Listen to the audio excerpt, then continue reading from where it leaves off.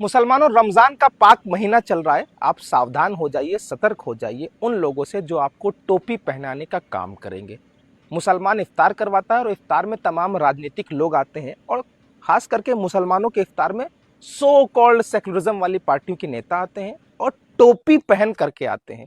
और फिर क्या करते हैं, कुछ वक्त बाद आपको वो टोपी पहनाते हैं। सियासी तौर पर आपको खूब टोपी इन्होंने पहनाई है। टोपी ऐसे लगा करके आते हैं मानो 3 दिन का रोजा रखा हो। और एक मोहतरमा है, वो तो पूरा हिजाब तक कर लेती हैं। मुसलमानों, सावधान हो जाना, सतर्क हो जाना। रमजान का महीना है, टोपी पहनाने वालों से सावधान रहिएगा। वो आएंगे, आपको सियासी तौर पे वैसे भी इन्होंने अछूत कर दिया है, सियासी तौर पर यतीम बना दिया है। टोपी पहनाने का काम इन्होंने खूब किया है। इस्लाम में टोपी पहनना जायज है, लेकिन टोपी पहनाना नाजायज है, हराम है। अब आप टोपी पहनाने को कैसे समझ रहे हैं, ये आप बखूबी समझते हैं।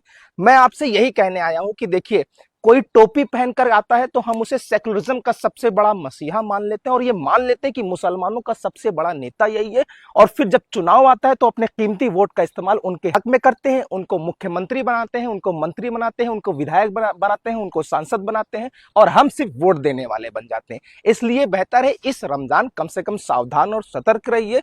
रमजान में इफ्तार का इंतजाम कीजिए, अल्लाह से दुआएं मांगी कि हमें सियासी तौर पर जो यतीम बनाया गया है, हम सियासत में बराबर के हिस्सेदार बने। और जो आपकी सियासी लड़ाई लड़ रहा है, जो आपकी हुकूक और इंसाफ की लड़ाई लड़ रहा है, वो असदुद्दीन ओवैसी साहब के हक में दुआ करे, अपने झंडे की सरबलंदी के लिए दुआ करे, अपनी जमात की कामयाबी के लिए, अपनी पार्टी की कामयाबी के लिए दुआ करे।